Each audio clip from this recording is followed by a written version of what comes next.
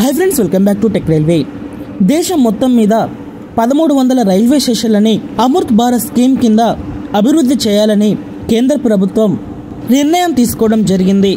ఈ అమృత్ భారత్ స్కీమ్ కింద అభివృద్ధి చెంది అన్ని రైల్వే స్టేషన్లో కూడా గత సంవత్సరం ప్రధానమంత్రి గారు వర్చువల్గా అన్ని రైల్వే స్టేషన్లను కూడా శంకుస్థాపన చేయడం జరిగింది. చిన్నవి పెద్దవి అన్ని కలుపుకొని మొత్తం 1300 రైల్వే స్టేషన్లని అమృత్ భారత్ స్కీమ్ కింద అభివృద్ధి చేస్తున్నారు.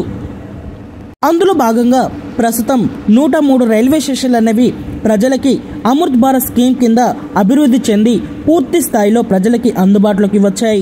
ఈ రైల్వే స్టేషన్లని మే 22వ తారీఖున భారత ప్రధాని నరేంద్ర మోడీ గారు వర్చువల్గా ప్రారంభించారు. ఈ ప్రారంభోత్సవంలో భాగంగా తెలంగాణ, ఆంధ్రప్రదేశ్ నుంచి మొత్తం 4 రైల్వే స్టేషన్లు అమృత్ భారత్ స్కీమ్ కింద అభివృద్ధి చెంది ప్రస్తుతం ప్రధానమంత్రి గారి చేత ప్రారంభోత్సవాన్ని పూర్తి చేసుకున్నాయి.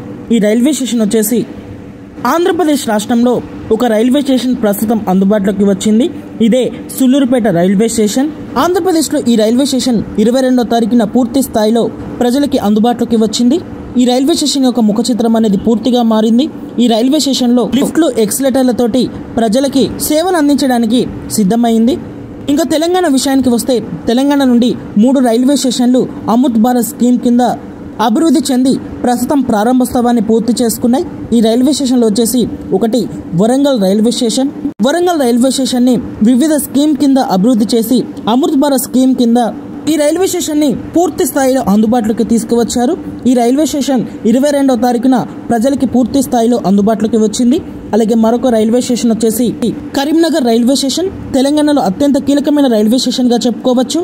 కరీంనగర్ రైల్వే స్టేషన్ కూడా ప్రజలకి 22వ తారీఖున పూర్తి స్థాయిలో అందుబాటులోకి వచ్చింది.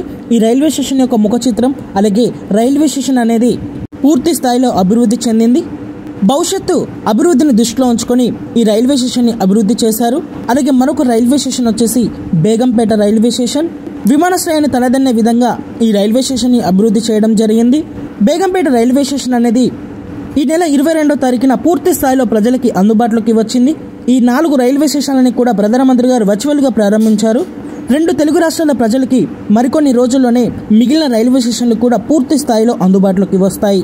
ఓకే ఫ్రెండ్స్, ఈ రైల్వే స్టేషన్లో అందుబాటులోకి రావడం మీద మీ అభిప్రాయాన్ని కామెంట్ చేయండి. అలాగే మరిన్ని రైల్వే అప్డేట్స్ కోసం మన ఛానల్ని ఫాలో అవ్వండి. Thank you for watching. Our next day.